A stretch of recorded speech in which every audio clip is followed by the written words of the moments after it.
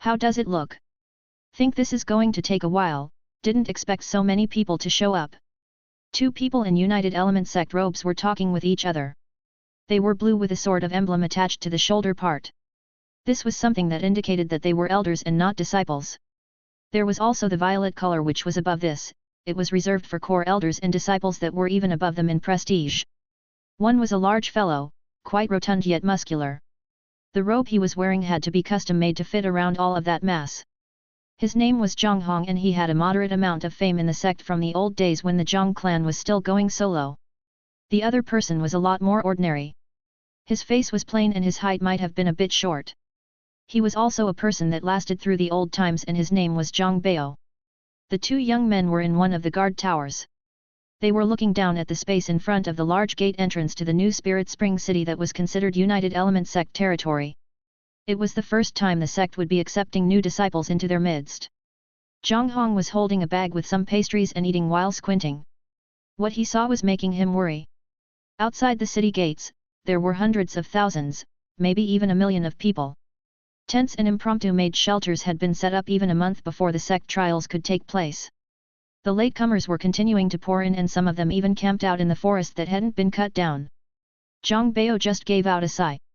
He had managed to gain an elder's position and was even an intersect elder, but this honor came with added responsibilities.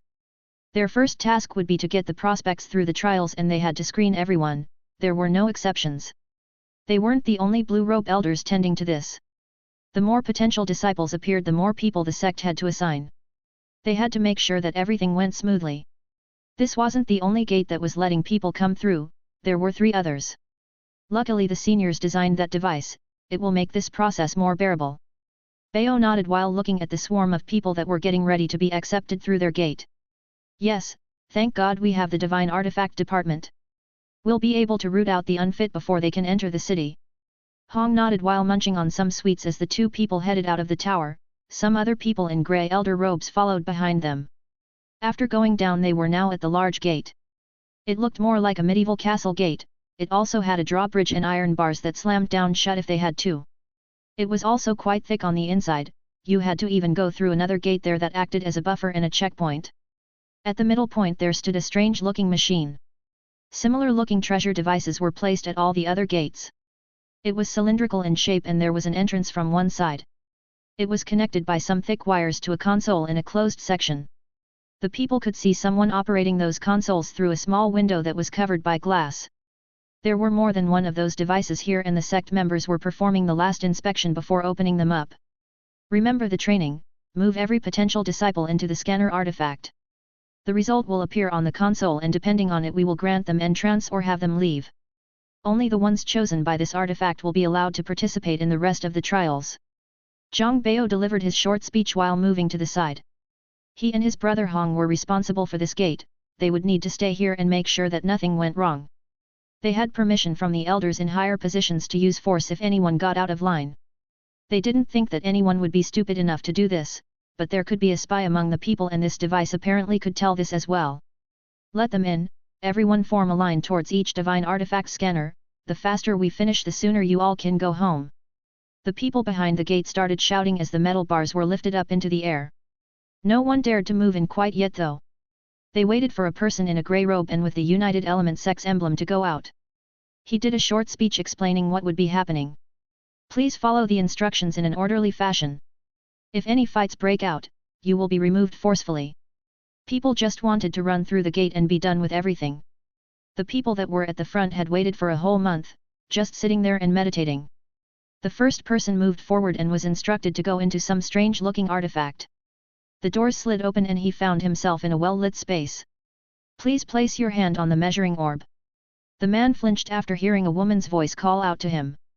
He looked around wondering if someone from outside was calling out to him, but before he could ask, an orb the size of a bowling ball popped out from some kind of hidden slot. It looked to be made from glass or some kind of crystal. The man didn't react and kept wondering what this was about. The woman's voice repeated the massage again before he finally reached out to touch the sphere. The moment he touched it, a jolt of electricity ran through his body and he felt weak. He wasn't able to move a muscle or utter a word. A ray of light appeared above his head in a horizontal line and it started moving downwards.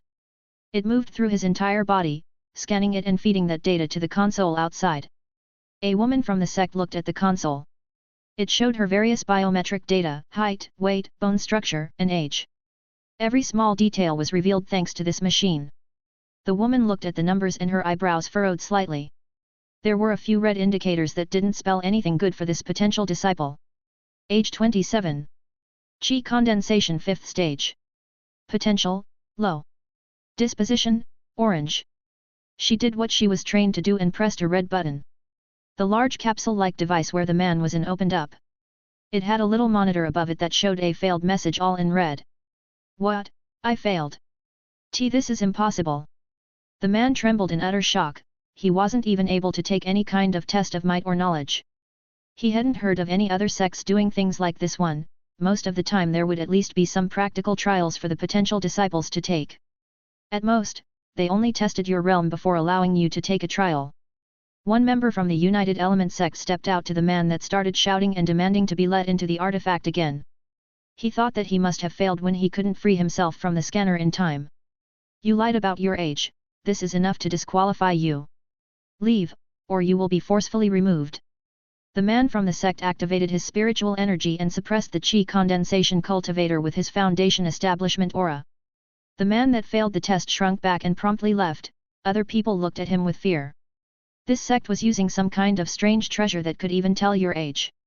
Before the next person could move forward, Zhang Hong appeared in front of the gate. He activated his cultivation and shouted out.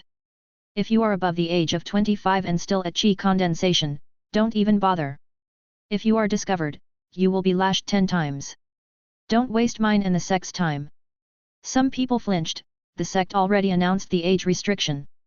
But some people that were a year or two above 25 still tried coming here. They didn't think the sect would be that strenuous, and if they made it through the tests they would probably forgive them. This was apparently not the case, and they would be lashed in front of the crowd. They looked to the crafty-looking sect members. They all looked tough and radiated power. Getting lashed by them could be deadly. Continue with the screening. Next. The warning seemed to have worked, as some of the people that were standing in the line moved back. Not all of them got discouraged though, as after half an hour another person that was past the maximum age popped up. Zhang Hong gave the order and the man was pulled out to the front of the gate. He was lashed 10 times, his back was now bruised and bloodied, and he was tossed outside. They couldn't stop people from trying to sneak in, but they had to be resolute with their rules. The scanning continued and quite a bit of people were getting sent home. No one knew what the criteria of making it through were. There were a lot of people to go through, and even though most of them were denied, some made it in. Past. A beautiful woman walked out of the scanner. Every man in the vicinity craned their necks to get a good look at this beauty. She was quite curvaceous, and her choice of clothes made the men gulp. Zhang Bao and Hong couldn't keep their eyes off the female either. Besides her beauty there was also something else. Foundation establishment, late stage. Potential, high. The woman that was reading the scanner looked at the results. The woman here had better stats than a lot of the current sect members. She clearly was suited for an elder's position and not for a disciple, and she wasn't even that old. The woman was given the okay to go through. Her shapely hips swayed side to side and you could see a whip-like weapon attached to her hip. There was a small gathering of people that made it through the strange artifact inside the city. Other sect members were greeting these people and showing them the way towards the next area. This woman wouldn't need to attend that though. People that were of high enough caliber could skip the trials altogether. She only needed to register with the sect and receive her robe. She would then go through a trial period while learning her duties as a senior. She looked at an emblem that she was given. It had some kind of long number on it, which was apparently something that identified her as a member of this sect. She could use this emblem to gather sect merit, which she could trade in for various resources and even spirit stones. Interesting. He really made it big. Shouldn't have let him escape that time. The woman gave out a sigh while mumbling to herself. She had managed to make it inside this sect. Her new life was finally starting and she would be making the best of it. Her frowning face changed into a smirk as she tossed the emblem that looked like a small shield up into the air. She caught it right back before placing it on her shoulder, just as the other people in the sect did. Time to start a new life. She was promised her own cultivation residence. She wasn't sure if it would be a cave or a building quite yet. While she left, other people were still getting analyzed. The lines moved forward slowly and more people were failing than passing. The testing would continue for multiple days as there were just too many people outside the city. The next part would be the practical trials that would force even more people to prematurely retire. You can do it, senior brother. The leader from the Black Scar tribe that was previously at odds with Yang Rong walked into the scanner tube. The other members from his clan looked at him with anticipation. Rong wasn't far behind as he also was the first one to get into another measuring device that was standing to the side. The machines took some time to process the information and the two stepped out into the open. A past in green letters appeared over each of the cylindrical treasures as the two went out. Each one of them wanted to laugh at their enemy when they failed, but both passed at the same time. Please move, there are other people waiting to take the test. One of the members from the sect had to move in as Yang Rong kept glaring at the person from the Black Scar tribe. Both of them made it in, so they headed inside the city. They stopped right outside the entrance and they waited for more of their tribe members to appear. I bet more of my brothers will pass than yours. As if. Yang Rong replied while crossing his arms over one another and glancing back into the gate corridor. He had made it through the first test, but he was still worried about his tribe members. Brother Rong, I made it through. Cheng Yun strutted out right after Yang Rong, which caused the person from the Black Scar tribe to frown. They weren't the only three that made it through. Each side ended up with 10 people passing, which halved their numbers. This isn't the only trial, we will see who remains till the end, you trash. The two enemy tribes slung some profanities at each other before walking away. They all finally looked into the city. It was a lot different from their old-fashioned village. The houses here were mostly made from stone and bricks, which was the biggest difference. The villages used wood for their houses and straw for the roofs. The people that passed the initial scanning test weren't left to their own devices on the inside. Everyone was guided to the city square that was quite spacious. When Yun and Rong arrived, they spotted something that they recognized. Isn't that? Yes, it is. It was a statue of the renowned Zhang Dong. He was standing gallantly in his tight robe while looking out into the distance. The statue was located in the middle of the city square and was in the middle of a large fountain. There were two other people standing next to him, both on the sides, while he was in the middle. I think that's the senior's wife, Elder Feng Lina. Yes, and that man over there must be Huo Jiang, the 3 elemental lords. These 3 were considered the founding members of this sect. This came with some titles that they or the closest people to them thought of. Zhang Dong had garnered some titles like the Lord of Lightning. Huo Jiang was the tyrannical Inferno Fist and Feng Lina was the Mistress of the Wines. Zhang Dong was sometimes also referred to as the Lightning Emperor, but that name was a bit problematic due to the Azure Emperor's existence. At most they could call him the Lightning King, otherwise they might offend people in that camp, as they couldn't be 2 emperors in an empire. The 2 youths looked around. There were many people here close to their age. They were standing or sitting while just waiting. The person who guided them here told them that they needed to stay here for now. They would be provided food but no shelter for the night. This is probably another test, we need to be resolute. They all nodded and sat down in their lotus positions. They would use this time to relax and wait. There were still many people waiting to get tested, and it would probably take days until everyone was processed. Everyone took their time to examine the surroundings they were in. This was the new Spirit Spring City that was built after the short war with the Dark Palm sect took place. The buildings all looked sturdy and had an oriental feel to them. They mostly had hip roofs or xieshan roofs.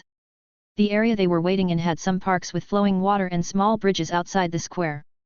They could also see some larger pagoda-like structures in the distance sprinkled here and there. They were akin to modern-day skyscrapers and probably could house thousands of people in them. This city was owned by the sect, but it wasn't populated by the sect members. They lived inside the sect compound that was further in. Even from here, they could see another wall that was twice as tall as the one outside the city. This was where the real sect resided and where they would be taking the trials. Night came and everything became well lit. There were many soldiers patrolling the area that were mostly in chi condensation, but there were some others that were above it. These people had different uniforms. They were dark blue but not like the inner sect disciples. I think they are part of that police unit. One of the people from the Tatar tribe spoke up. After the sect rebuilt, the police force was re-established. The only change being that it was now mostly populated by the people from the city. The top bras were made of outer sect disciples and the police chief was at least a core formation expert. These people in those strange uniforms were all spread throughout the city. There was quite a bit of them out as they were worried that some of the trainees were going to cause some trouble. They were there to break up fights that might occur between the participants. One such fight was taking place right about now, but it was swiftly resolved. The rowdy cultivators that couldn't follow the rules were promptly kicked out. This was enough to keep everyone else silent as they still wanted to make the cut. It took another 2 days for all of the participants to get examined at the city gates. The moment everyone was at the square, the fountain sculptures started rumbling. The eyes of the sect patriarch started glowing and his head started turning. Welcome, potential brothers and sisters, we welcome you to this trial. A beam of light shot out from the statue and produced a hologram of a beautiful woman. This wasn't one of the inferior holograms that the Zhang clan made all those years ago. This one looked very lifelike. The person was a young woman in a violet robe and snow-like hair. Her characteristic hair color gave her away, as most people knew that it was the fabled Zhang Xuet. Fairy Xuet. Such beauty. Is she really here? How could this be? Everyone's mouth went agape after they saw the hologram projection of the beauty. She floated above and looked like a giant, which made everyone realize that this wasn't probably her real body. Everyone here will have the chance of being accepted into our sect. The trials inside might be harsh on your body and soul. If you aren't willing to suffer through them, you are free to leave. Everyone nodded and was unwilling to go back now. There was far too much at stake. A sect that could create such a treasure must have been quite powerful and resourceful. Everyone felt invigorated as they continued to listen to the beauty. Good, listen well. Our sect members will escort you to the trial area. Please follow their instructions at all costs. The introduction continued for a while as Zhang Shui listed out some rules. The participants were to listen to the seniors and do whatever they demanded of them. They could quit at any time, they just needed to voice it out and then they would be removed outside. There wouldn't just be your regular strength-based tests. There would be other various ways you'd be allowed to get in, even with a lower realm than on average. That is all, please follow the instructions. The hologram fizzled out and turned into multiple colorful lights. Zhang Dong statue's eyes stopped glowing and they went back into looking into the distance. This is it. Brothers, let us depart. Yes. Everyone shouted in unison. The participants here were all hopeful. They had made it through the initial screening, so there shouldn't be any problems on the inside. At least that is what they all thought. They soon arrived at the large gate that would take them into the sect grounds. It was made out of white jade and it was absolutely massive. There were some intricate carvings on it depicting strange monsters like dragons, phoenixes, and kylans. The moment they arrived, those doors started to part. As they parted, everyone noticed that there was a single person right in the middle. He had similar snow-white hair as the beauty that they had seen in the square. He was quite handsome and was even standing on a large green crystal sword. He flew forward while everyone watched. His ability of flight gave away his cultivation level to the people here. Everyone did the natural thing and clasped their hands while greeting this senior. I welcome you to the sect, please follow me inside. He did a quick turn and moved inside. He was standing like a grand pillar with his hands behind his back and a stoic expression on his face. The crowd of people didn't ask any questions and quickly moved inside. Even they knew who this man was and it would spell death if they offended him in any shape or form. From the 1 million people remained about 1/5. The screening process was quite brutal on these participants. This was still far too many people, the sect could at most accept up to 100,000. This was their first recruitment drive, so they would be a bit more lenient with their first new batch. Listen up. This is the United Elements sect. We do not accept people without talent that can't offer the sect anything in return. We expect you to work and work hard. These tests will prepare you for your future life as a disciple. If you show us your worth, you will be rewarded. Zhang Lu performed a little introduction speech, listing a couple of things that Zhang Shui might have left out. He then pointed the participants in a direction. What they saw there shocked them quite a bit. Past the gate was another wide open space. Walls were closing off the view of most of the buildings and there were many people in sect robes standing. This wasn't the most interesting part though, there were many circular-looking contraptions lined out. It didn't take them long to figure out what they were for as one activated. Is that a teleportation gate? My lord, this sect is really a grand sect. The people became abuzz with chatter.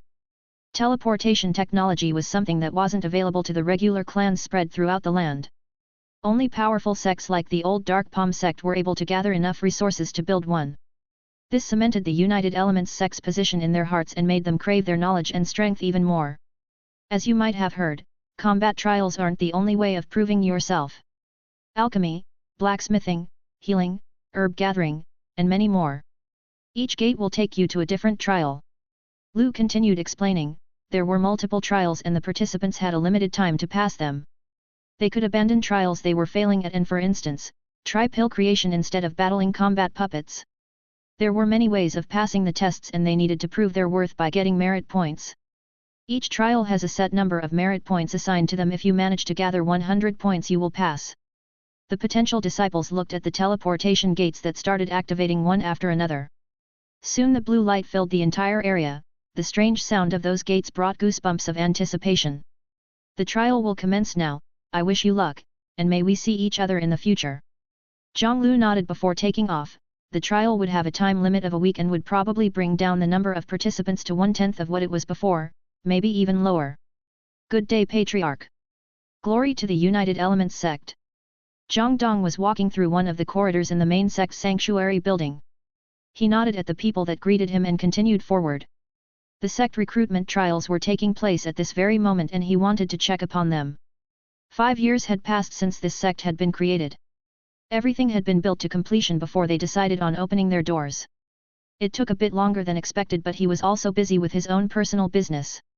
He was a married man and didn't want to waste away only cultivating for the rest of his life. He made sure to have a good relationship with Feng Lina and the two were seen walking hand in hand quite often. The culmination of their relationship finally resulted in an offspring, the same one he was now carrying in his arms. The 1-year-old was looking around, her eyes sparkling and green like emeralds. Her hair was similarly pink like her mother's but a lot lighter, this probably due to her father's hair being snow white. The sect leader was known to bring his child out and the sect members never missed a beat to compliment him on his cute little daughter. Greetings, Patriarch. I see little Xiu is looking as precious as ever.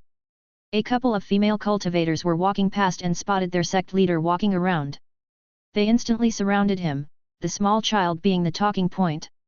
With the years the people from the 3 clans managed to figure out Zhang Dong's true nature. Which was quite stoic and docile, he never got mad at anyone and didn't think much about face. He cared more about his family members than himself and would come to their defense more than towards his own.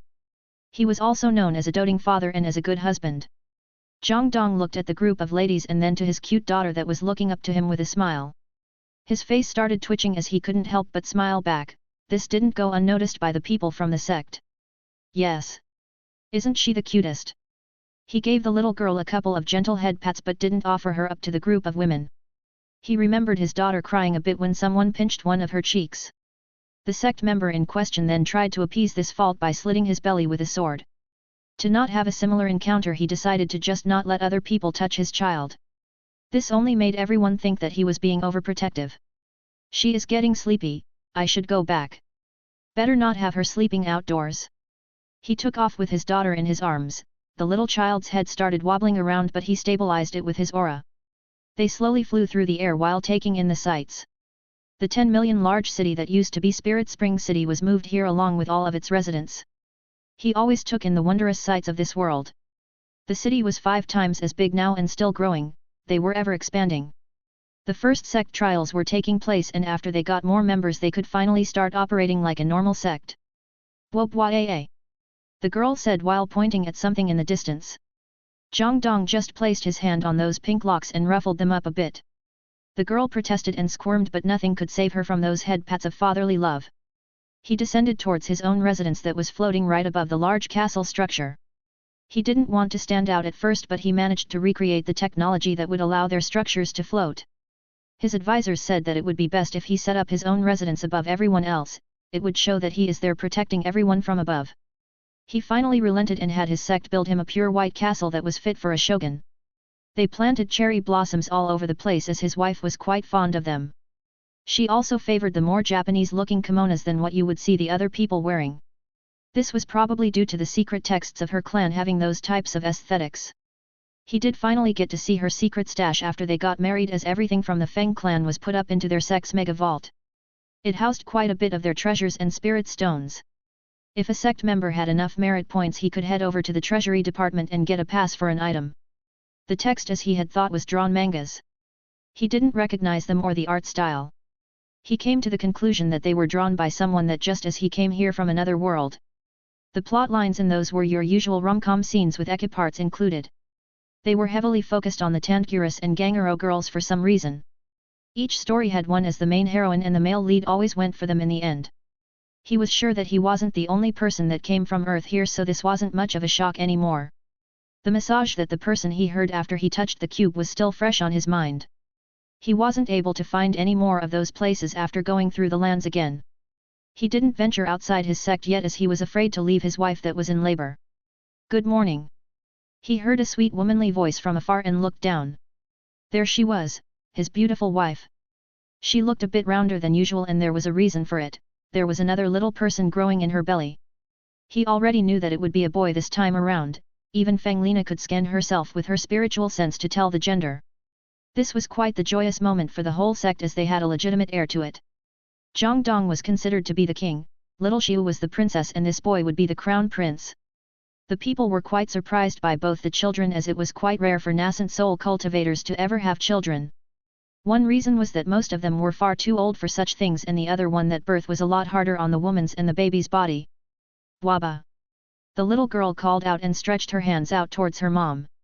Feng Lina just smiled and moved closer taking the child into her hands and giving her a big smooch on the cheek.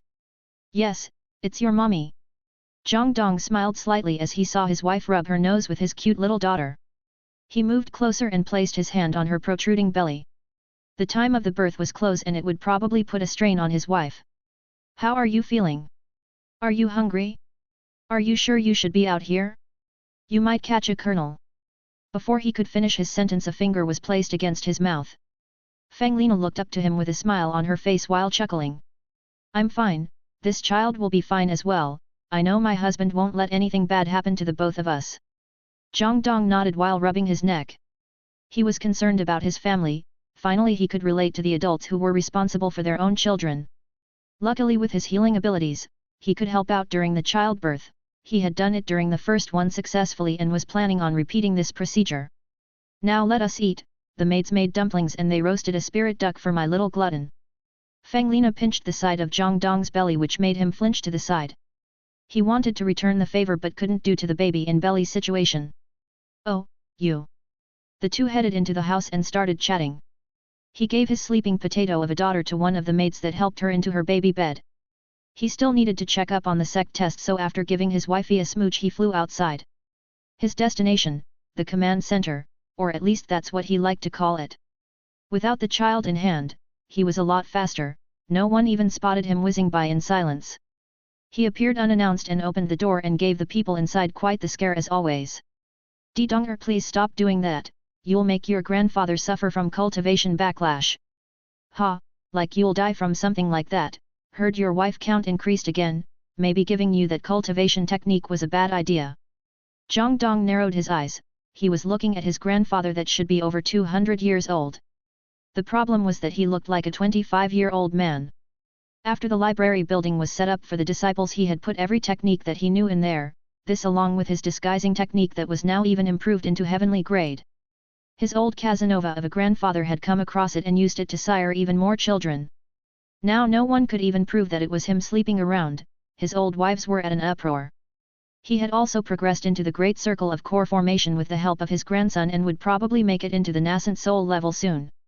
Zhang Dong was afraid to prolong this man's life as another 1,000 years could bring 1,000,000 kids out of wedlock.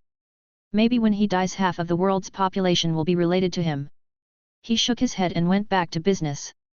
He looked at one of the screens that was in his command center of his. He had gone with a very futuristic look for it that made it look like some kind of command ship from old sci-fi shows. On the monitor, he could see some people sitting in front of pill furnaces. They were sweating while creating pills as part of the trial. He watched as one pill furnace exploded and the explosion had to be contained by one of the judges. The person that had failed could continue but some of his merit points would be deducted each time they failed. On another screen, he could see the puppet corridor where a person was trying to squeeze through it. The many puppet soldiers were keeping the youth away from reaching the destination but somehow he made it till the end. His body looked all bruised and battered but he looked to be satisfied with himself. Not bad, that's a good expression he has. On another, there was a large pit of lava. This trial was also designed by him, he got the idea from the platformer games that he used to play. Some of the platforms were moving around it and you had to time your jumps correctly so you could get to the end.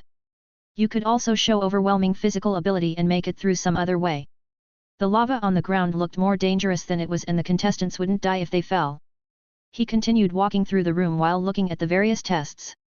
There was even a scoreboard showing the current contestants and how well they were doing. He didn't recognize the names of the people there, but he would have to give the top 3 medals for good placements. Oh, and this one is? He asked while one of the people answered.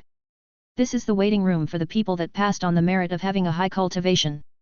Apparently the people here had good results from the scanner he designed. It scanned for potential, age, their alignment, and calculated if they would be a good fit for his honorable sect. There weren't that many people there, only 20, but they could be trained up if they decided to invest. Wait, what is she doing here? He raised his brow as he recognized someone. It was a woman he would probably never forget for the rest of his life. Her curves could give his wife a run for her money. His face twitched for a second. She had already made it inside the sect. Would his wife get mad if she knew this? Zhang Dong was looking at someone that he knew, someone that he had been intimate with. She was only a one-night stand, but it was an experience that he remembered all to this day. The woman's name was Lan Fei, and she was a merchant that he saved the first time he arrived at Moonlight City. She was apparently a candidate for an elder. This role became available after you reached the late stage of foundation establishment. In the lesser clans, this was already enough to be its leader. Here at most you would be allowed to be the lowest ranking senior. In the future, core formation practitioners and up would only be allowed as elders. They still didn't have enough people for that jump. He could see that Lan Fei took his advice to heart and was now using a whip weapon. She did have talent in that as well as high potential. This wasn't that important though, there were other thoughts going through his head.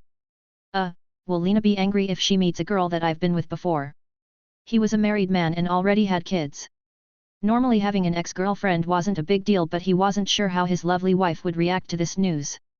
He didn't want to lie to her, but he also didn't want to bring this information out into the open either. Oh, interested in that one, Donger? Zhang Jin called out while glancing at the monitor that had the elder candidates in it. He had a somewhat similar face to Zhang Dong in his younger form but was slightly shorter. Gramps, keep it in the pants, you can't be doing this with our sect members. Think about your position. Zhang Dong wanted to give his grandfather a smack to the face. Ever since he got his hands on this transformation technique, rumors started spreading. Some people even confused the old fart with him, which got him in hot water with his wife. Luckily he only had to pull the old pervert over for an explanation and it ended at that. His wife trusted him enough and didn't make a fuss. Think I'm worrying too much? He thought to his child and to his wife. They had grown more fond of each other through the years and even started calling each other cute names. He was the hubby and she was the wifey. What, want her all for yourself? Zhang Dong narrowed his eyes and moved his fist up into the air. Zhang Jin just started laughing as he ran away, acting as if he was a teenager. Anyway, is everything proceeding as planned? Were there any issues with the artifacts? He asked while turning to the other sect members in the room. Everyone here was already used to how the sect leader and his grandfather interacted and were relaxed around the two. One of the people moved forward with some papers and started giving a report. Everything is proceeding as we prepared, Patriarch. We will be concluding the trials with your speech as we agreed upon. The inauguration ceremony and the pledge is going to be held a day after we are finished with the trials. Zhang Dong nodded at the report. The sect member even mentioned a couple of people by name that were quite promising. He was only interested in the ceremony that was going to be held after they gathered the disciples, as he had to make a speech. He had kind of grown accustomed to things like this by now, but that didn't mean that he liked to do it. The way this sect was handled was a bit unconventional. First, every disciple was required to take classes on things like reading and ethics. They had created large buildings that were similar to how schools back in his old world looked. The schools were separated and named differently to somehow produce an atmosphere of competition. There would also be regular competitions hosted between the schools. The ones that came out on top would be rewarded accordingly to their achievements. He was slightly worried that some of the created schools would fall back behind the others. This was something unfortunate, but it had to happen to give others motivation not to fail and to work harder. There would be a 4-year curriculum and then they would graduate, becoming true disciples. The recruitment drive would then resume to get new students while the old ones started their work at the sect facilities.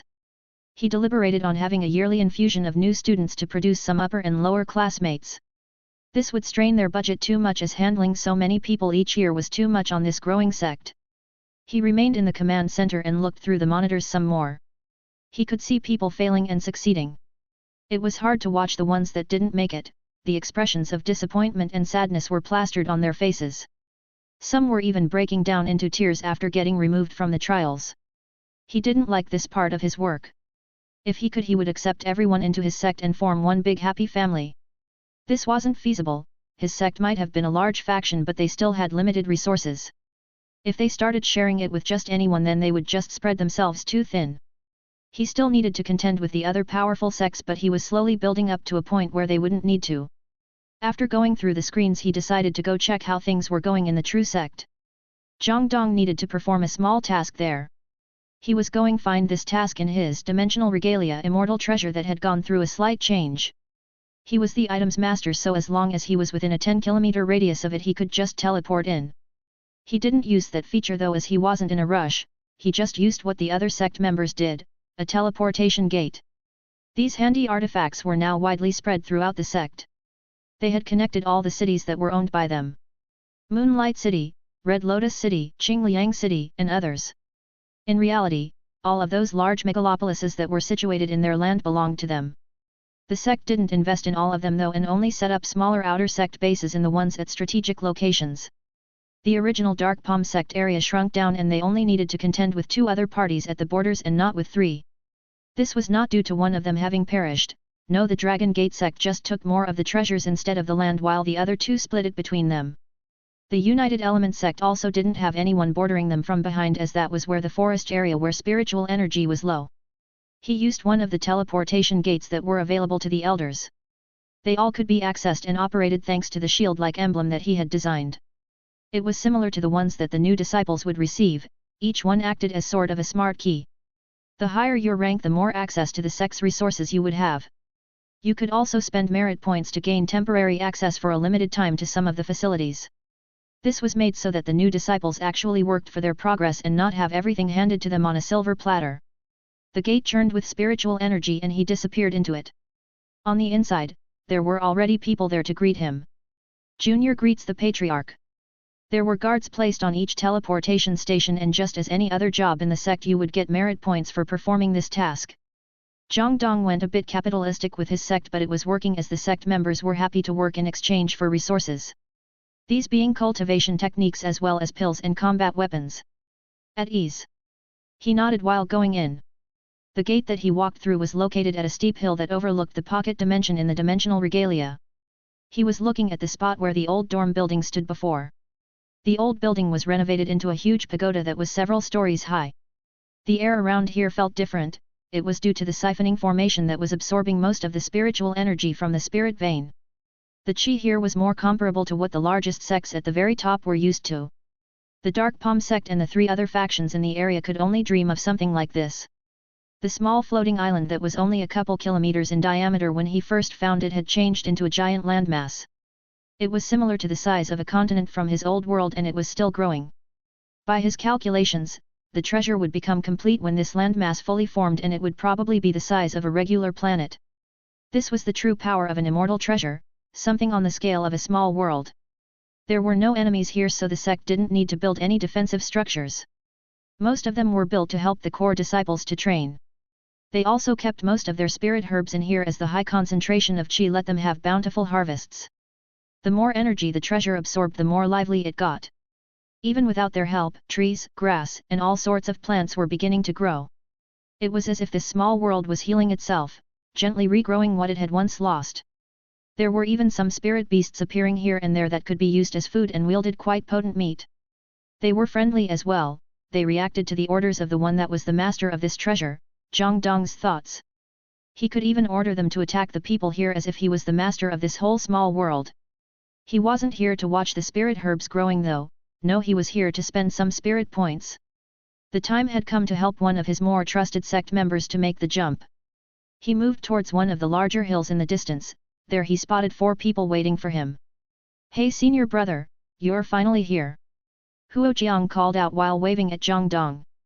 Next to him was another muscular man, his father Huo Gang. The man that butted heads with Zhang Dong looked a lot stronger than before, and he was also radiating the aura of a nascent soul master. The 2 had long buried the hatchet. The third person was a woman that looked to be about 40, but her true age was a lot higher. Her name was Feng Xuyan. She was the strongest senior beside his wife from the Feng clan side, and she was also at the nascent soul level. Her skin was light brown and she had the usual guru features along with the curves that they all had. Her hair was platinum blonde and the makeup was strange to look at. He wasn't here for those three though, no, he was here for the third person.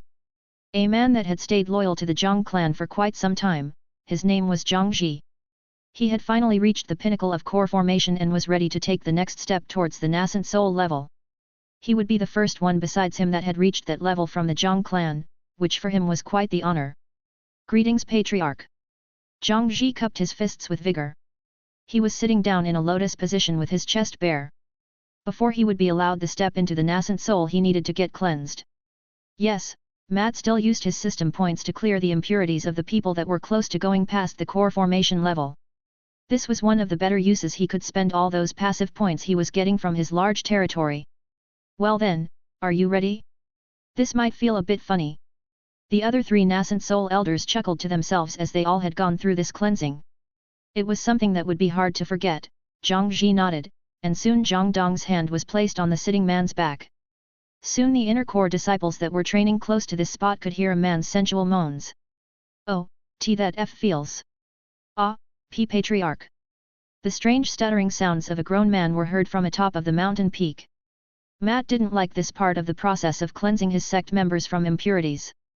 If he performed it fast, they would feel an excruciating amount of pain. If he did it slow, it wouldn't be bad, it was actually the reverse, it felt good. He did it the first time with Feng Lina and thought that she might have exaggerated her reaction. After he went through Huojiang's father and the second member from the Feng clan, he noticed that she might have underperformed her reaction. This was why Zhang Ji here was moaning out like a little girl while he had to pretend that he was doing something. The process of cleansing the impurities happened via his system window, but he had to pretend that he was doing it himself. Sect L leader and no more, I can't. It would be nice if you stopped shouting out my title while you are moaning, dude. He thought to himself while Zhang Ji's toes continued to curl up. The black ooze that he discharged had a really bad smell to it and he had to be in touching distance of it. Huo Gang and the lady from the Feng clan were looking at the moaning man with mixed expressions while remembering their own procedure.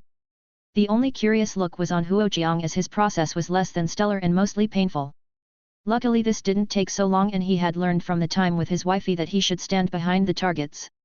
Having them sit down on the ground was also something he came up with so that they wouldn't lean on him. There, now go clean yourself up. Zhang Dong pulled his palm back, it felt sticky and some black goop was on it. Zhang Ji almost face planted to the ground during the procedure. Now he was just panting while blushing. Zhang Dong used a moist towelette to wipe his hands and then moved down from the peak. While Zhang Ji was cultivating, Huo Gang and Feng Xian would act as Dharma protectors. They would keep anyone away while their junior took that large step forward. This was a delicate process and if he got interrupted he could suffer cultivation regression or even die. With junior brother Ji that will put us on even grounds with the other sects, don't you think so, senior brother Dong? Huojiang floated next to Zhang Dong and proclaimed while grinding wide.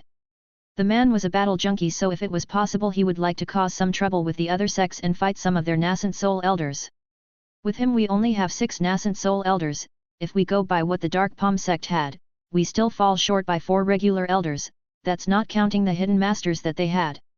Zhang Dong calculated that most of the sects had about 10 official nascent soul seniors in their midst. These were only the ones that were active, each sect also had hidden monsters that could be stronger than the current sect master. That is true, but with our immortal cultivation manuals we won't have trouble trashing those old farts even 2-on-1. Huojiang performed a smack to his chest as always. This was actually a good point, even though they had lower numbers their nascent soul elders were far stronger than a regular cultivator at the early stage of the nascent soul realm. They were more in line with a middle stage cultivator that practiced a regular heavenly grade cultivation method. They also didn't need to spend long to cultivate their soul beasts either. About 5 years had passed since the war with the Dark Palm sect. He had since made some progress and reached the middle stage a couple of months ago. Now even without his powered up form, he could battle a regular late-stage cultivator. If he fully let loose then he could contend with someone in the Great Circle. Huojiang and Feng Lina had progressed further as well, but both weren't quite there. Lina was about halfway into the middle stage while Jiang had progressed by about 70%. He could clearly see the numbers on his system screen, so they had to be true. He attributed Lina's slower progress due to the pregnancies.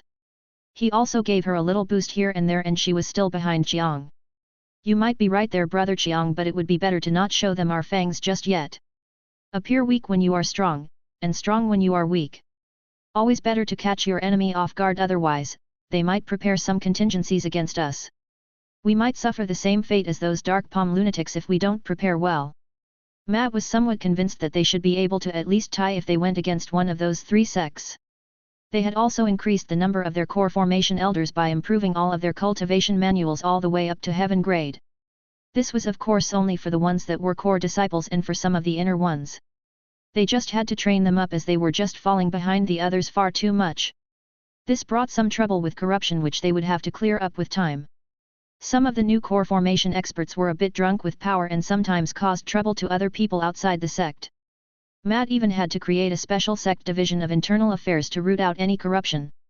He gave the position of the chief there to the person that was most loyal to him, Zhang Ji. His promotion would become official after he broke through to the nascent soul realm. Just as all the rest of the Grand Elders, he possesses an immortal grade cultivation technique. The soul beast that would be formed from it would look like an evolved version of a water serpent, similar to the one his clan used as a formation. He had to spend some points he had gained to upgrade. Luckily the land that he was considered the owner of was a lot larger now. It encompassed millions of people now and brought in quite a lot of spirit points.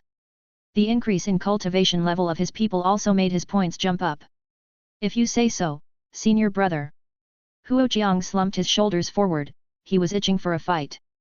Ever since he reached the nascent soul level he didn't have a chance to have a good fight.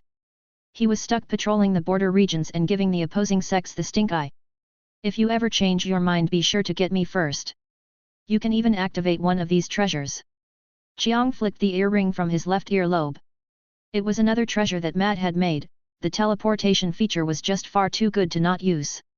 His elder members could be teleported into battle whenever he needed them. There were even waypoints in their territory that they could instantly appear in. The other sects would probably be really surprised if they try sneaking in to only find themselves against every single nascent soul elder from the United Element sect. These treasures came in various shapes and sizes, but they had a limit to them and needed time to recharge. He could activate them to bring his allies to him, or they could send out a signal when they were in distress to alert everyone. Then the others could just teleport to them. I'll be sure to do that. Zhang Dong laughed at his overzealous friend. The only thing he was good at was fighting, but he felt reassured that he had him on his side. Matt was planning to stop paying the tributes to the other sects soon as they were slowly becoming self-sufficient. A show of force might be required when the time came, but he wanted to wait some more till they were done with the new recruits. Zhang Dong inspected the rest of the dimensional regalia while Huojiang went back to training.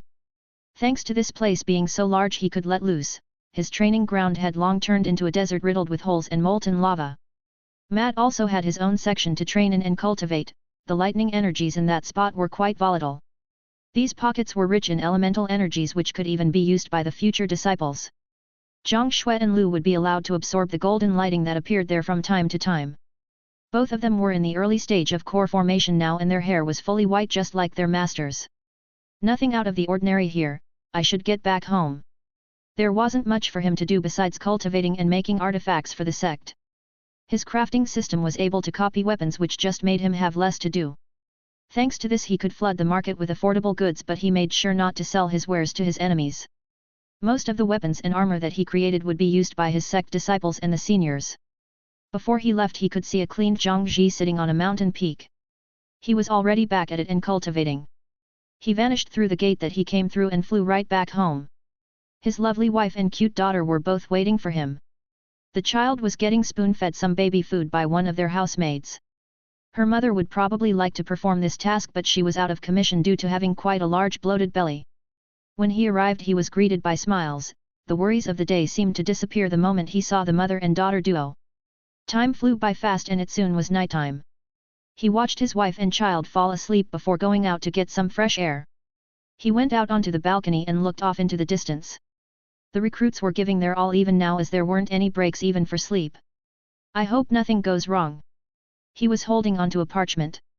It had a golden seal on it and the symbol of the Dragon Gate sect. This sect was the friendliest one from the three, with the Limitless Sword Society one always acting rudely towards him and his sect. The piece of paper was an invitation. He was to go into their territory and take part in a sort of banquet. It was something of a get-together for the more powerful sects. Besides the three sects that he knew, there would be others from all around. This was a good opportunity to gain allies but also to gain enemies. He knew how these people operated, and just as there was a fool trying to start a fight with him at his wedding, someone could appear there. He was in no position to show weakness now. He knew how strong he was and he was certain that he could beat any of those three patriarchs in a one-on-one fight. He still wanted to avoid any animosity if it was possible, but he couldn't show that his sect was weak. This part of this society didn't change, the strong got stronger and the weak got weaker. If push came to shove, he might have to show some of his hand. Being the one making the big decisions is hard. Hubby. He heard Feng Lina calling out to him. He turned his face and saw her concerned expression. Is something wrong? He moved over and gave the woman a smooch on the cheek before answering. Everything is fine, just don't want to leave the sect grounds while you are still in this condition. He placed his hand on her belly, which made Lina chuckle.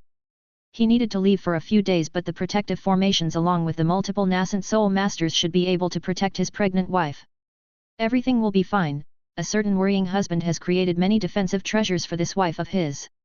She showed off a couple more rings and earrings that Zhang Dong had fashioned for her during these years and chuckled. The two smiled at each other and went back to bed. The two moons lit up the dark night. While they slept, the disciple candidates continued to fight for their spot in the sect. Soon a new chapter in their life would be starting. Cheng Yun and Yang Rong were sprawled out on the hard rocky ground. They were panting, sweat was running down their foreheads and their robes were all ripped up. The continuous panting was only drowned out by the sound of the teleportation gates. The artifacts were active and produced a sort of humming noise. The two youths weren't the only ones here. The tired bodies of other disciple candidates were similarly unmoving on the cold ground. The test had finally ended and now the only thing that was left was to count the merit points. Most of the people knew if they had already passed or not, as there was a certain scanning device that would show you the number you had. The contestant just needed to go over to it and have it scan their emblem to show the number of merits. The two weren't quite sure. They were ejected from the last trial they were taking. They were frantically trying to pass and didn't use the scanner to tell how many merit points they had. The two had to settle on the combat and physical trials. There were various other ways of passing even with no fighting ability whatsoever. There were trials where you could show your knowledge about formations. There were even ones that required you to read and write, as that was a skill that wasn't that common in this world. The sect wasn't only looking for powerful fighters, they also needed intelligent prospects that were good at management. Strength with no reason behind it wasn't something this sect wanted. A large gong sounded, which indicated the end of the sect trials. The gates started to forcefully eject the participants that were still on the inside. Those areas where the tests were being held were specially built with an ejection feature. This was mostly for safety reasons, as the people inside would be brought outside if their life signals dropped too low. If such a thing happened, the contestants would be taken away into one of the clinics for a checkup. Matt didn't really want people to be dying when trying out for his sect. After a long week of trials and tribulations, the potential disciples that had passed would finally become part of the sect. They would not become true disciples though, they would first have to go through a trial period in the sect academy. They would be given the title of trial disciples and could always fail during the years the school was active. They could at most be held back by a year there. If they didn't manage to progress, they would be kicked out. Zhonglu came out once more on his flying sword. The sect could remotely tell who had passed and who had failed. The last thing that these youths had to do was just walk through another gate. Congratulations, brothers and sisters, you have shown us the determination and worth of a United Element sect member. Now, anyone with at least a 100 merit points is allowed to walk through this door. Zhonglu pointed to another gate. It was similar to the first jade one but looked slightly bigger. The sect emblems that you have been given will allow you to access some parts of the sect. If you have enough, then follow me inside. If you don't, then please leave the sect premises. Zhonglu performed another short speech before moving before the last gate and demonstrating how everything worked. He just stood in front of the gate and a similar scanner like ray hit the emblem on his shoulder. The gate then slid open. It was apparently a giant jade sliding door and would open each time someone from the sect stepped forward. After Zhonglu vanished inside, the tired people started walking up slowly. The first person that stepped forward was a handsome young man. His robe looked tidy and neat if you compared it to the ones the two youths were wearing from the Tatar tribe. The moment he arrived, the gate slid open and he just walked in without stopping. This handsome young man was the person with the highest number of merit points from this batch. He was soon followed by a ravishing beauty. The woman caught every man's eye as she also headed inside.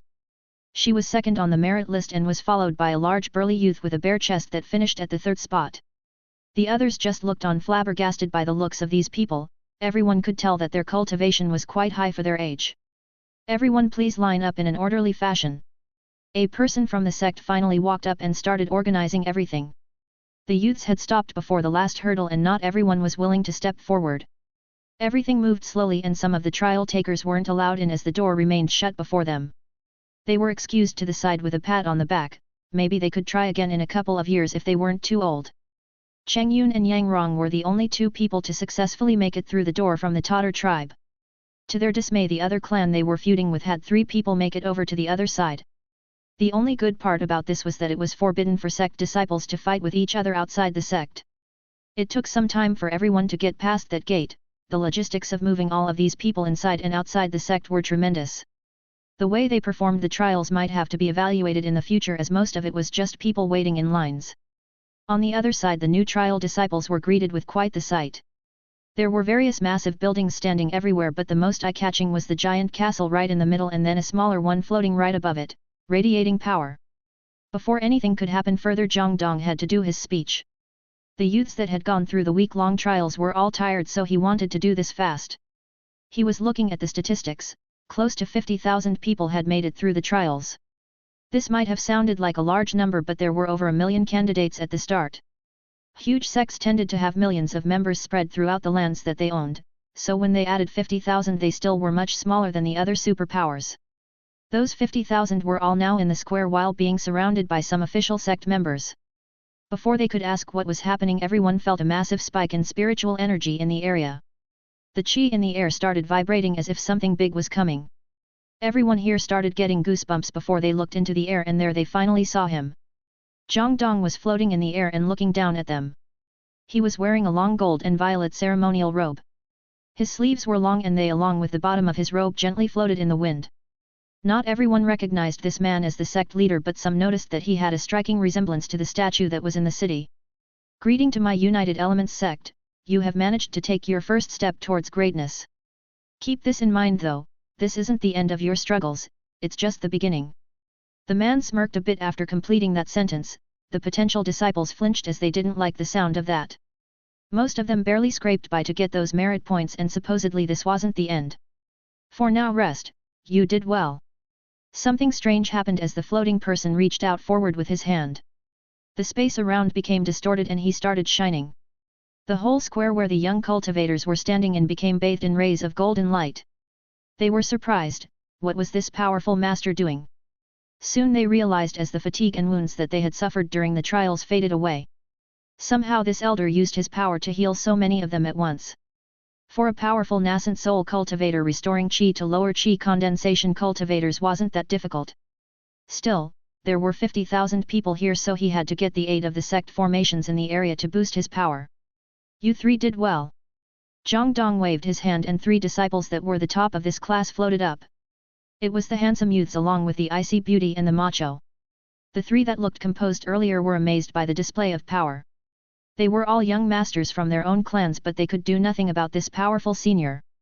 They found themselves up in the air about 200 meters above everyone else. The white-haired man was directly in front of them. They all dropped their heads down as they bowed. Directly looking into a powerful master's eyes was considered rude. Raise your heads, you did well, young ones. Fang Shu, 546 merit points, you did well. The handsome youth with long black hair moved his head up. He saw the white-haired master wave his hand around and some kind of necklace appeared around his neck. It was golden and had the characters for the sect's name on it. Take this small gift, it will protect you from harm in the future. He noticed instantly that what he got was a mortal treasure of the highest quality. He dropped his head down and clasped his hands while thanking. Fang Shu thanks the honorable master for this gift. Zhang Dong just nodded and looked to the other 2. The girl and muscular man had anticipation in their eyes after seeing what the person next to them got. Zhao's hero 498 points. Wen Ziyufeng, 486 points.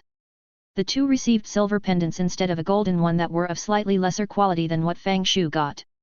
Matt at first wanted to make a bronze one, but then decided to have 2 silver medals and a golden one instead. He gave the trio a little pep talk before sending them back to the ground. He started concluding everything. His speech was coming to an end. Follow the instructions of the elders, you will be guided to your new homes. Study hard, young ones, show me that you are worthy of the resources the sect provides. If you are diligent, our paths may intertwine again. For now, farewell my disciples. Live long, prosper, and may the Qi be with you. Zhang Dong finished up with his speech while the young disciples kept their eyes on him.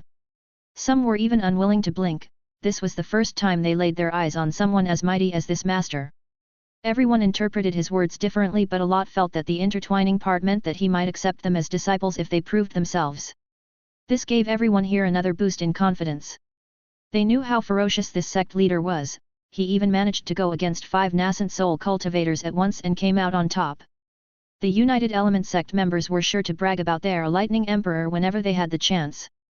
Zhang Dong vanished from the spot he was standing, and his aura that was giving everyone here goosebumps was also gone. The Qi condensation cultivators weren't able to follow his movements at all as he just sped away back to his home. His pregnant wife was waiting for him and he left the busy work to his sect members. In times like these, they were the ones to shine. He picked up the pace and even a sonic boom was heard in the distance as he left a couple of after images. His part in all of this had ended for the moment. He was still listed as the new school's special teacher. If the students gathered enough points, they could even receive some pointers from him. The number required was quite staggering though. The leftover youths were left waiting, but soon their new life as trial disciples was going to start, a bright future ahead of them. The people left in the square started looking at each other while murmuring. Most of them were still stunned after getting healed by the nascent soul cultivator who was the sect leader. Their chatting got interrupted by a loud voice and the appearance of more people. These people were all wearing grey robes and were wearing emblems fit for the elder generation. Quiet down. You are all trial disciples now, you are not yet fit to be considered true disciples of the sect. You will now follow us to the dorms, this is where you will spend the next 4 years of your life.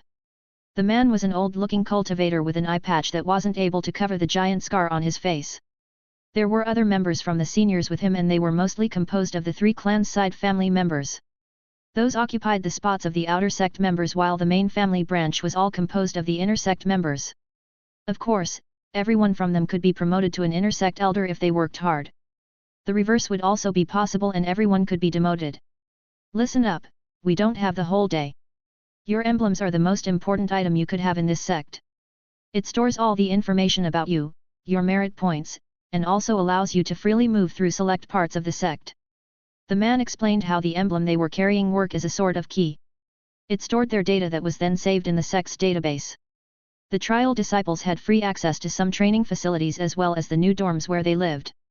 Remember the 100 merit points you needed to pass the trials? Those points can be spent on cultivation resources. He gave them an explanation about the merit point system. The points weren't just for show, everyone was going to keep those 100 merit points. They would be able to spend them on various things as it was considered money around the sect. They would be provided basic living and food, but if they wanted more they would need to use them. There were various ways of earning merit points. The easiest one was attending classes and passing the tasks that were given by the teachers. Rising your cultivation level gave you points. Getting through challenges or performing tasks for the current sect members was another one. The biggest reason for gathering more points was pointed out here. If your points dropped to 0 you would be thrown out of the sect. If they ever fell so low you had a month's time to gather more in any way possible. You could even battle other disciples and get their merit points. This was the easiest way of getting them and the sect allowed friendly competition. This was also the best way to take care of the disputes between disciples. The explanation was cut short as the elders needed to segregate the people into 5 schools. Each camp would start out with trial disciples of similar strengths all calculated through the scanners and the tests the participants went through. All of the academies would be mixed as their patriarch didn't feel like splitting the male and female population of the sect would be a good idea. This was in opposition to the Feng side of the sect that liked keeping their matriarchal ways. Listen well, the emblem you have received has a number on it. The elder said while people looked to the emblems that they were previously assigned. He also explained that they were required to never lose them. They all already knew that this little treasure would allow them to walk around the sect.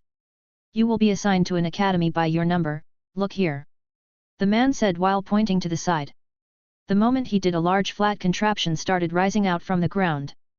The youths had never seen anything like this before, so they were quite curious. It was about 20 meters wide and 15 meters high and attached to some thick columns. Soon they figured out what this was for as the treasure flickered on with light and showed many numbers.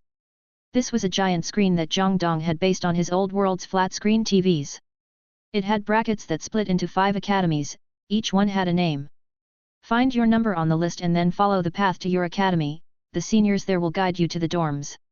You will be spending at least 4 years there. You have 2 days to look through the academy before the lessons start. The introduction soon ended and the new disciples moved forward, curious what this academy that they would be living was. The 2 youths from the Tatar tribe pushed forward to look as well.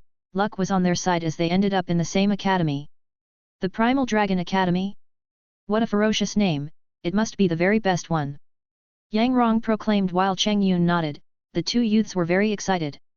They were just itching to get their hands on the sex cultivation techniques. Their moment of happiness was interrupted by the 3 tribe members from the enemy village. Hat, Primal Dragon Academy? My Regal Phoenix Academy will crush your smelly Dragon Academy. Enemies were already forming as these 5 people glared at each other. Fighting was forbidden for now though, so they would have to wait. Slowly people started clearing the square and moving towards the academy grounds. These academies were more akin to small cities as each one of them had to contain at least 10,000 disciples along with the teachers and other staff. The 2 youths were guided into the dorm district of the academy. These buildings were quite plain to look at and were just built with simplicity in mind. They were rectangular in shape and were many stories high. Each floor could fit hundreds of disciples in small rooms meant for 2 people. At the reception area, the new trial disciples had the choice of finding their own roommate or having the sect choose a random one for them. The sect leader was all for mixing people up, but even he knew that it was better to keep the girls' dorms and boy dorm rooms separate. He knew how the youths were and it would probably cause less of a headache if they didn't live so close to each other. The 2 Tatar tribe members decided to live together. The new room they received was quite small. There were 2 beds on each side with 2 dressers and 2 desks by a window through which they could see outside. They were used to straw and wooden huts, so this building that was made from stone and bricks was already an upgrade. The beds that they received were also a lot softer. Both of them felt tired after all of those trials. The moment they sat down on their new beds to test them out, they both fell asleep instantly. The announcement that the new sex recruitment drive had ended reached outside. From the million or so people only about 50,000 remained. This wasn't actually such a lower number as some other sects accepted far fewer disciples. This was due to them already having millions of disciples and thousands of elders in their camp. Some of the people thought that the new powerhouse would accept more people under their umbrella. They clearly needed more people below the nascent soul level. Apparently, this sect was going for both quantity and quality. While the youths were resting, the sect leader was back at his home. His beautiful wife and his child were both fast asleep, so he had time to ponder the next big event. This was him leaving the sect to attend some kind of gathering of the more powerful sects. He already knew the structure of this empire by this point. Even though sects like the Dragon Gate sect seemed like real powerhouses, they weren't. They were only considered middle-sized sects when pitted against the real titans. There weren't really that many that were considered large though. You could divide them into 3 camps. The first one was the Long clan with the Azure Emperor at the helm of it. It might have been a clan and not a sect, but they were gigantic with many branching side families. They were considered the strongest power in this empire. Next were the 2 giant sects that kept them in line. The first one was called the Soaring Dragon sect and the other the Blood Saber sect. These factions were similar in power to each other and slightly lagging behind the Long clan. This trinity of giants were keeping each other in check. None of them could act against the other in fear of getting wiped out. If one of them was seen to be weak, the other 2 factions would swiftly finish them off. The trust between the 3 was paper thin. Neither of the 3 powers was willing to risk making a deal with the others. They knew that they could get backstabbed in the middle of the fight. They were all greedy and wanted to be the sole ruler of the whole empire, but had to divide it between each other. The Azure Emperor was deemed the strongest cultivator, but even he didn't have control over the whole empire. There was also another reason why these 3 weren't willing to fight. This wasn't the only country on this giant planet. There were other kingdoms and similar empires bordering with them. If one of the giants was slain and their cultivators vanished, then the other superpowers could try their luck and invade. So a shaky period of peace was now in place. Everyone could be attacked at any moment and no one knew when war would break out. The battles mostly happened at the core formation level, with the nascent soul powerhouses rarely making an appearance. At least not the ones that were part of the big 3. Battles between the middle-sized sects were still ongoing, but unless you were someone at the very top of the nascent soul, you weren't a problem in those giants' eyes. Matt didn't know if there existed anyone at the immortal realm of power.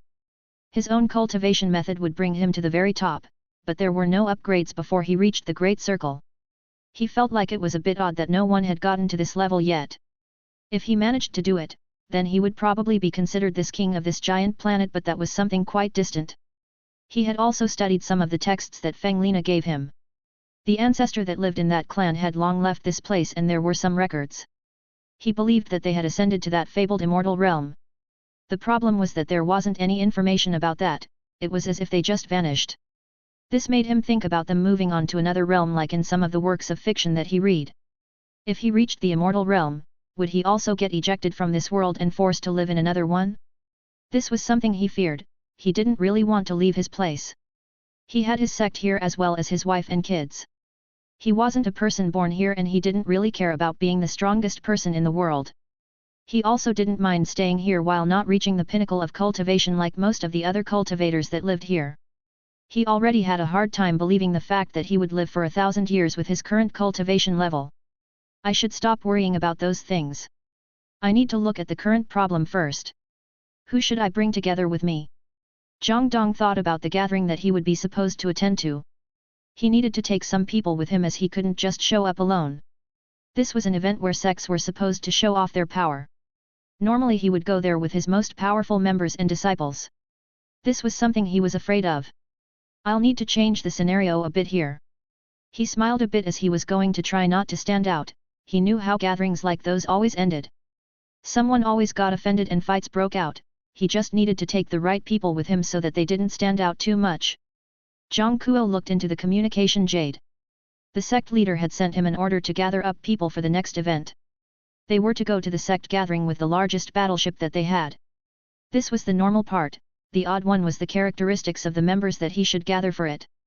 There was a list of the attributes that these people from the sect should have. One was that they were supposed to be old, the patriarch even added that if they were ugly it would be a big boon. None of his disciples were to come with him or from the junior generation. They were all supposed to be composed of the senior generation elders. Even the people doing chores were supposed to all be old and not good on the eye. Zhang Jin was banned from going and Feng Lina's grandmother would be coming with him instead.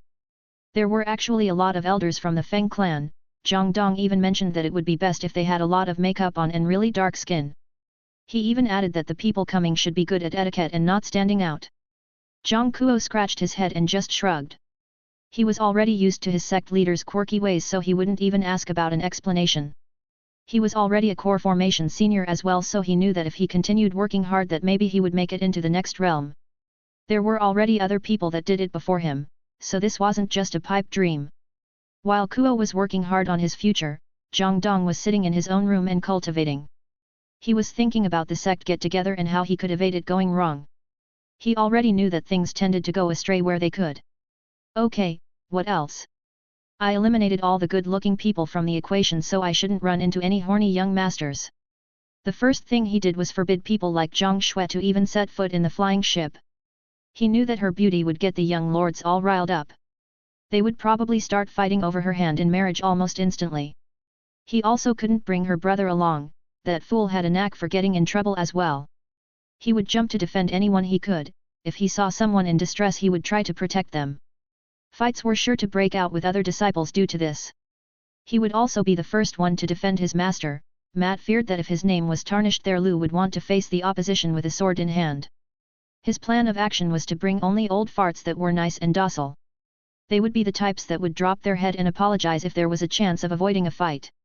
They would be far too old and crafty to engage in combat with another sect. He needed people experienced in diplomacy instead of warriors even though this would make his sect seem weaker. Well, they are only there to accompany me, the whole thing should only take a couple of days anyway. He certainly couldn't take his wife or daughter with him. Feng Lina was the biggest problem, when she would be giving birth was a big unknown. Pregnancies at the nascent soul level mostly took longer than regular births. His daughter only came out after a full year and he had to support both of them with his golden healing aura during the whole process. If he didn't have to go he would stay but he was afraid to send Huojiang or any of the other masters instead. He could tell that they were all itching for a fight after achieving a breakthrough. This was something he needed to do on his own as he at least wanted to keep this fake peace until his son was born. The city was well protected and with the spirit vein as a power source, it would last for quite some time against a middle-sized sect. The number of defensive cannons was also increased as well as a whole legion of beasts and beast tamers to aid. He didn't need to fear about his city falling unless the sects made another pact and attacked all together. Maybe I can strike a deal with that Dragon Gate sect master. He seemed a bit more sensible than the other two. He paced through his room. He had gotten a bit older and was even past his mid-30s. The first few years were the most hectic, but after establishing the sect everything had somehow settled down. Thanks to his system he was able to identify any spies that tried sneaking in here. Even through these 5 years the sects had never really given up. There were even several people from their camp during the trials. They were promptly apprehended and sent down to the mines along with the others. He would not refuse free labor if it was offered. Maybe in the future, they could be set free. The time of the departure was in a couple of days and his people were already packing up. He was a guest at that banquet but he was still required to bring a gift or two. He didn't want to reach far into his pockets but he still needed to bring something with him. This something would mostly be pills that aided cultivation. He also had some other goodies packed if he felt that it was worthwhile to share them. He gave out a sigh after finishing up with all the plans. He was worried. This life as a leader and a family man wasn't the easiest. Still, he couldn't grab his wife and kids and fly away or give the sect over to another person. This whole enterprise was his creation. Without the system backing it up it might crumble into dust within a couple of years. He soon went to bed while worrying. Time flew by fast as the sect members got the large flying ship ready. This was something that took over a year to build and was the sect's crown achievement. It wasn't made from wood as all the other ships. No, it was entirely made of spirit metals. It also didn't have the usual galleon design as the old Zhang clan ships that Zhang Dong had used before. This one looked more like a modern capital ship, an aircraft carrier in particular. Zhang Dong had designed it while having a certain mobile command center in mind. It didn't have any sails to pick up wind but it had 2 giant engines on each side, enclosed in more metal. It looked like a giant flying drone with many cannons plastered on top of its flight deck. There were even some flying artifacts that could be operated by the crew inside that had the power of core formation masters. The whole giant mobile fortress was a heaven-graded treasure and could even go against multiple nascent soul cultivators at once. It even possessed a hidden giant cannon that, if charged, could even harm a cultivator at the Great Circle level. Matt decided on bringing this oversized flying fortress with him into enemy territory. He mostly did it as a backup plan if something went wrong. When he was in the captain's chair he could infuse his own spiritual energy into it and improve on its power. He could even dump his system points into it to repair some of the parts like the engines as they were made in his crafting abode and worked on the system's rules. The only downside of bringing it with him was that the other sects would see some of his true strength.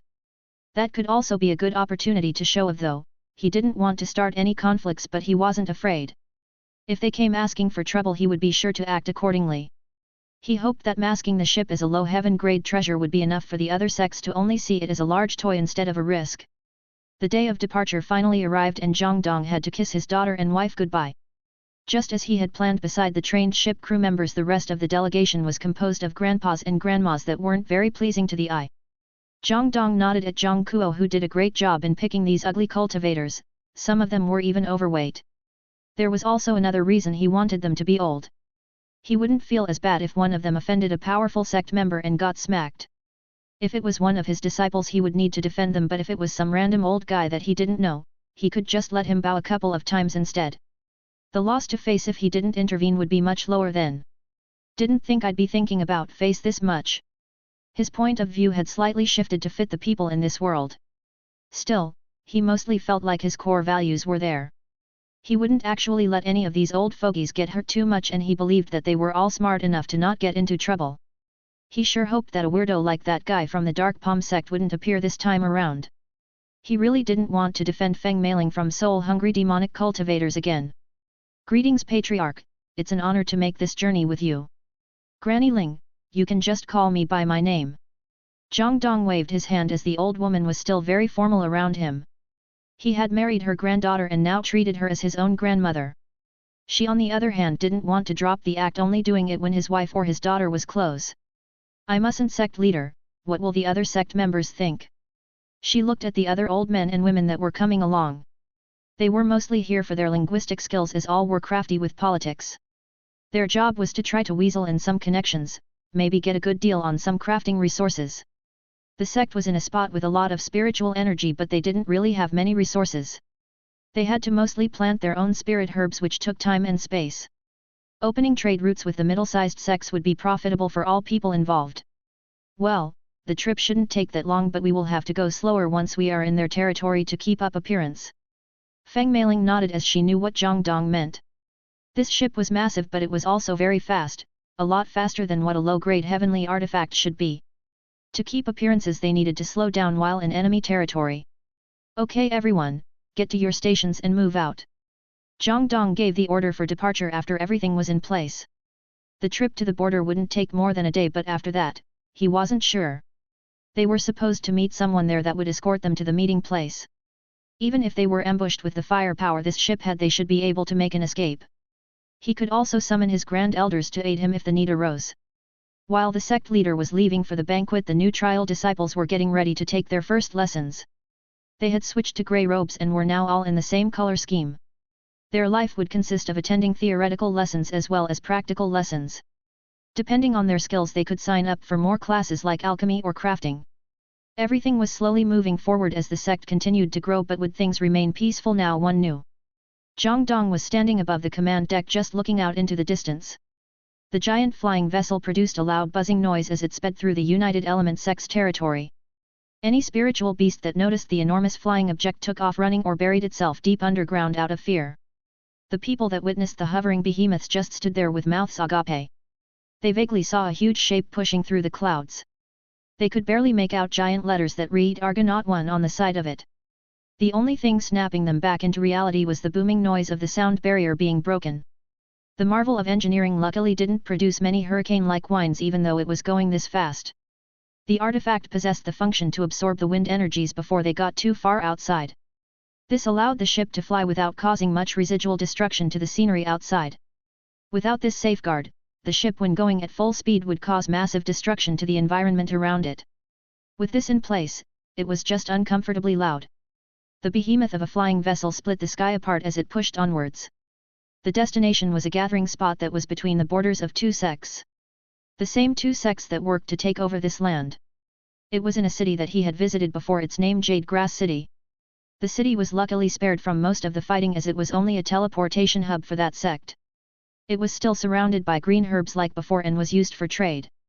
The United Element sect didn't really have its eyes on something trifling like this anymore. When they were separate clans, herbs like this would make their mouth water. Now on the other hand, they had superior greenery in their own secret ground. They could even plant better ones outside, and with the help of the spirit vein, they grew large and bountiful. We will be arriving at the meeting place soon. Lower the engine's power. Activate the stabilizers and prepare for the arrival. One of the people in the command center of the ship announced. The inside of this area looked similar to something out of a sci-fi show. The captain was seated in the middle and there was a giant monitor in front through which he could see various indicators and shapes. There were 6 other people in there with him. Some were responsible for directly flying the ship. Some were keeping watch over the engines and making sure that everything was in the green. Others were responsible for the defense and attack modules of this high-tech ship. With a couple of button clicks, they could activate shields and even fire off the cannons. Zhang Dong was outside and standing at the front of the ship. During his life as a cultivator, he had learned to live through long waiting times. Cultivation was all about just sitting down and going into a trance to progress. He was now able to successfully tune out the outside world and be one with nature. This allowed him to focus on other things during this journey, mostly about how he should avoid getting into trouble. Some people might wonder why he was bringing over a giant flying fortress of a ship here. He would be sticking out as a sore thumb. This wasn't true, as the other sects would be arriving in a similar fashion. This was the time to show off and not hide. If he arrived with less firepower, the other sects would see it as a weakness. He couldn't overdo it though and arrived with 10 of those and all of his grand elders. That would be seen as a blatant declaration of war.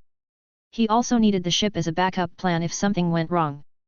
Mostly to defend his own people who would be able to use it to defend themselves. He wasn't that worried about himself as he was confident in his skills. He had gone through years of training, he sparred against Huoqiang and his father 2-on-1 quite often. He had improved on his old techniques and trained them to the pinnacle of power. His swordsmanship had also improved and he had crafted himself a nice high-grade heaven sword to go with it. He had many contingencies and could even escape with the help of his teleportation treasures or his system that was impossible to block out. Zhang Dong gave out a small sigh while scanning the city for other nascent soul masters. He could feel 3 people that fit that realm. They weren't all that strong, but one of them seemed familiar. This person was in a different location than the other two and wasn't part of the welcoming committee. It was two nascent soul masters hovering in the air. They weren't just there alone, they had 6 flying ships around them.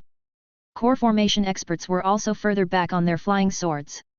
He could also feel many other people looking at the small group of elites waiting for someone. The people were probably curious why so many powerful cultivators here, and soon they would find out. The United Element flying ship started slowing down and descended from the clouds. The people that were welcoming this new sect were surprised at the way this flying vessel looked. The fluctuations this strange-looking artifact was giving off made them rank it as a heaven grade at the lower end of the spectrum. The 2 nascent soul masters that were waiting here were from the 2 sects that bordered Zhang Dong's faction. One was from the Demon Subduing sect and the other one from the Limitless Sword Society. The United Element sect's patriarch memory was impeccable at this point, so he remembered these 2. They were part of the ones that he scared away all those years ago, but the person from the 3rd sect was missing. They were on the weaker spectrum of a nascent soul cultivator. This told Matt that he wasn't taken that seriously as always. A member from the Dragon Gate sect was missing, as that sect didn't own any land here anymore. They had decided to let the other 2 fight over it while they took their share of treasures and spirit stones from the defeated Dark Palm sect. The ship finally came to a stop, its giant engines that were humming loudly while exuding energy started to quiet down. The hunk of metal floated in front of the city while dwarfing the 6 ships opposite it. The cultivators looked at it with interest, as they had never seen one quite like it. The 4 engines that made it hover were quite novel and interesting to some of these masters. Before they could examine it further, Zhang Dong decided to move out. The sooner he did it, the faster this farce would be over with. He just wanted to go there, shake some hands and return home to his family. He didn't really care about making a good impression that much, he wanted to remain neutral for now. The other 2 nascent soul elders spotted him descending and flinched. They still remembered this young man from all those years before. He was already strong and overbearing then, but he seemed to have become even stronger. The relationship between the sects here was shaky on all fronts. The Limitless Sword Society and the United Element sect's relationship was the worst from them all. After the disgraceful thing that one of the young masters did during Zhang Dong's wedding, it sunk really low. Even though he himself didn't care about it anymore, this wasn't the same for his people. Everyone took things like honor, pride, and face very seriously. This sect had directly disrespected their mighty patriarch. They wouldn't let it slide, even less as they considered Zhang Dong to be their hero that they cherished and looked up to. The situation was slowly becoming a powder keg. Fighting had been avoided for now, but the 2 sects didn't see eye to eye. The Demon Subduing sect, on the other hand, was still neutral. There wasn't really much to say about them. They didn't interfere much, but they didn't show any sign of wanting to work together either.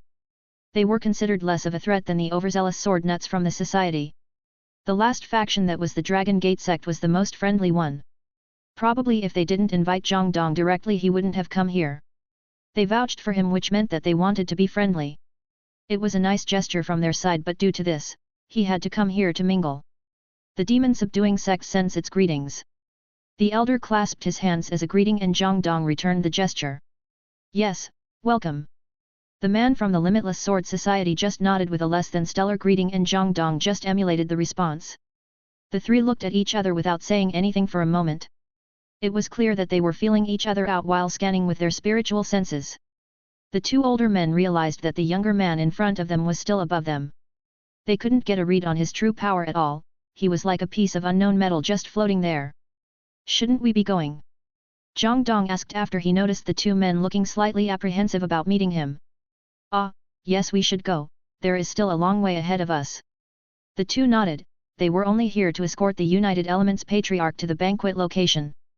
They weren't there to debate or even invite him for tea. Soon everyone flew back to their ships before leaving yet again. The 3rd nascent soul master didn't appear, as he remained in the city as he always did. The 2 sects moved their ships around the one from the United Element sect and they continued forward. They would be escorting them in name, but in reality, they just wanted to make sure that Zhang Dong and his people don't wander off on their own in their territory. Each sect had 3 flying ships of each own. They all had their unique designs. The ships were clearly manufactured by various shipwrights and had various sails and color schemes. The only thing that showed where they originated from was the flag on the mast. Matt didn't care that much, he just wanted to get this over with. The sooner they got there, the sooner he could return home and pinch his daughter's chubby cheeks. The 6 smaller ships looked like flies buzzing around the massive iron behemoth of an aircraft carrier. The people from the other sects looked at the huge artifact with envy as they continued with their journey. The city gathering place where all of these massive sects would be gathering was neutral ground.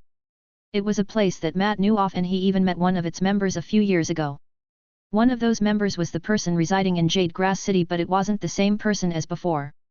This faction was called the Yinglong Pavilion. They were a small elite group of merchants that weren't actually part of any sect. Though trading, they had amassed a fortune and were even close in strength to the big three. They kept out of politics as making a profit was their religion. The banquet that was going to take place in a few days would be in their main city. It was called Rain Dragon City and was situated in a nice spot where lots of spiritual energy could be found. It was similar to New Spirit Spring City as it was a closed fortress. No one could get in or out without the Yinglong Pavilion's approval. The speed that they were traveling towards this destination was a lot slower now, as Zhang Dong and his people needed to keep up appearances. Even an act of going faster than the escort could be seen as a declaration of war and that they were up to no good. Soon the meeting with the powerhouses would commence. What it had in store for the new sect would have to be seen. A gong resounded throughout the area, signaling that it was 7 a.m. The sun was slowly rising and some spirit beasts howled out along with the loud gong sound. From two beds, two people rose up to attention. They were two youths just in their underwear. The two looked at each other with quivering eyes. They had been unable to sleep during the night as it was finally happening. The time to begin their new life as United Element Sect's trial disciples. The loud sound that sounded like a huge gong was there to help the youths wake up in the morning. They still had an hour to get ready, so there was supposedly enough time. The two rolled out of their beds and landed on the floor and shook themselves awake. Brother Rong, it's finally time. Yes, Brother Yun, we will finally become elite cultivators. The two had sparkles in their eyes. They were already seeing themselves flying on large swords just like the one their senior brother Zhang Lu had. They quickly put on their grey robes and made sure that their emblems were in place. The robes had the name of the sect written down in a larger circle on their backs. To the side of it, there was a smaller circle with a drawing of a dragon which indicated the academy they were from. There were 5 of them, and these 2 belonged to the Primal Dragon Academy. Each one had about 10,000 disciples in it, which made things a bit hectic. After inspecting their clothes, they charged out of their dorm room to go outside. They weren't the only people going out, as the moment they left their room they could see many people in the halls. Due to the sheer number of them, they even had to wait before they could squeeze out through one of the exit doors. Next time we should go out of the window. Cheng Yun commented after he saw some other disciples using that method instead. Everyone was rushing to the first assembly. This would be their first lesson as new disciples and no one wanted to be late. Even though it was only a couple minutes after 7 a.m., the young people swarmed the meeting place. There were far too many people to teach in small classrooms here. Zhang Dong decided to go with the open-air option and place a large stage in one area of the academy ground. The teacher would do his lectures there with the aid of some large screens and a sound system.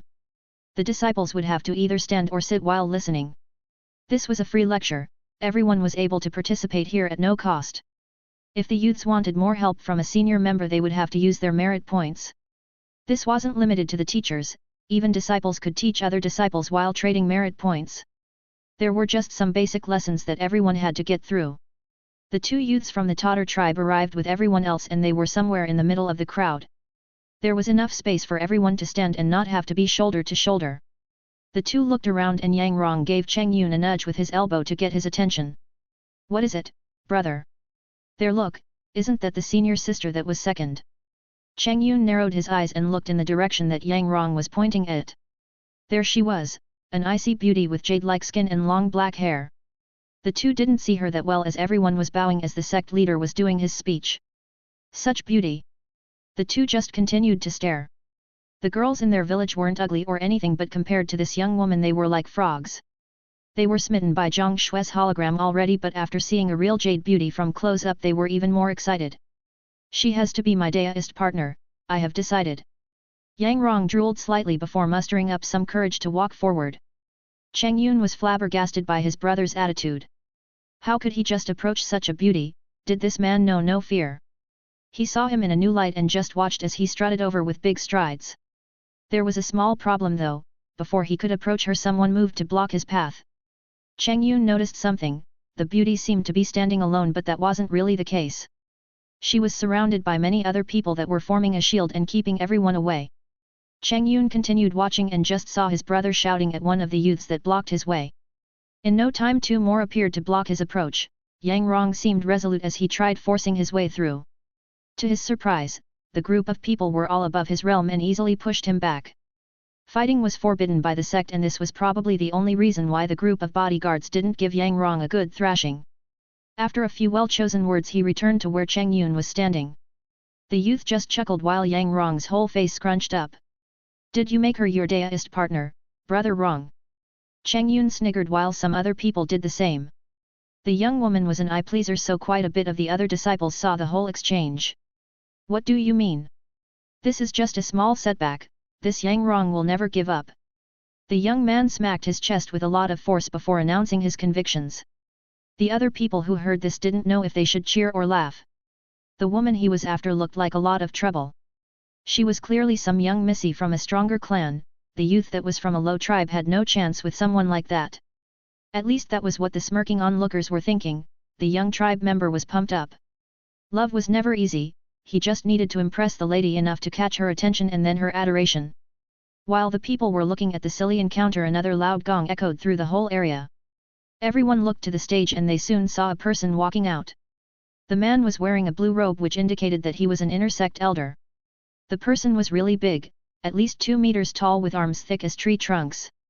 He was even wider than the youth that was 3rd place and could give the Huo Patriarch a run for biggest macho. The trial disciples stopped chatting and looked with wide open eyes as they waited for the first lesson to start. The large man moved to the front but he didn't speak. Soon another person walked forward. It was a woman. In comparison to the large strong-looking man, this woman was quite curvaceous and alluring. Yang Rong was even re-evaluating if he should go for this older sister instead of the other one he just swore his love towards. "My name is Zhang Peng and this is Sister Ai, you will refer to us as Elder Peng and Elder Ai from now on." After the two took the center stage they started talking.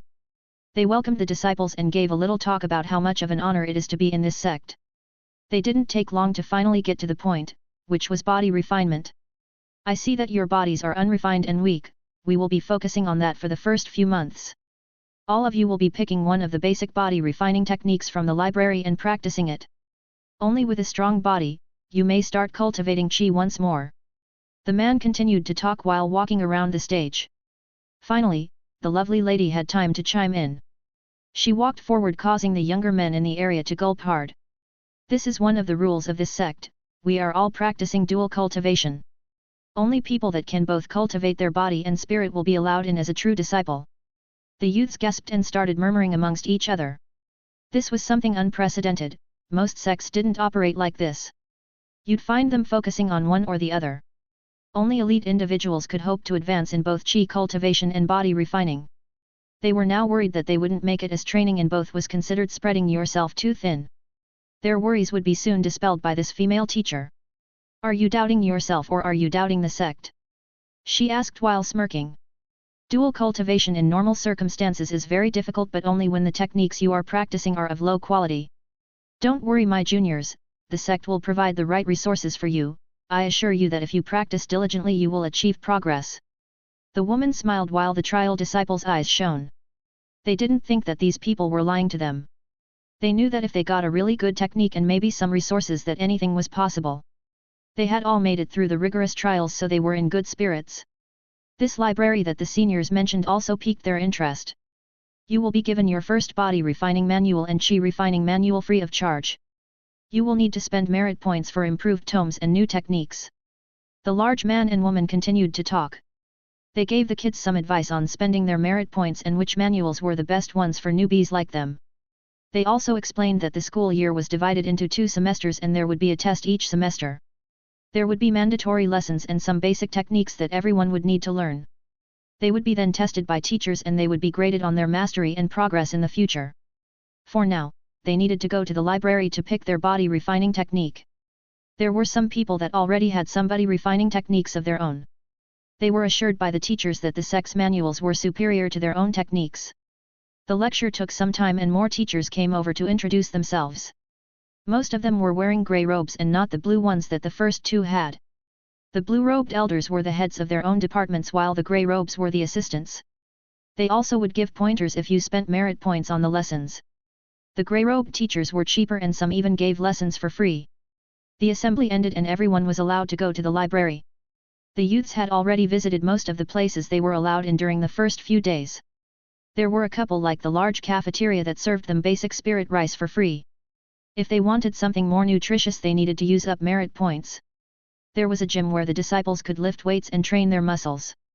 It had other facilities that you also could spend merit points on. One of those was the gravity room, that increased the gravity and was good for full body exercises. There were various other specialized chambers that aided in growth as well. The most popular one was the library though. It was closed before this announcement but now the trial disciples would be allowed to visit the first floor. In it, they would be able to pick out their first technique which would be used to refine their body. This along with a basic chi refining manual would form the basis of their cultivation for the coming months and maybe even years. Thanks to the in-depth tests that every one of the disciples went through, the sect knew which techniques would fit each individual and would limit the choices accordingly. This would lower the chances of the youths picking an unfitting manual and in turn ruin their future prospects. The time of learning had finally arrived and everyone was eager to start.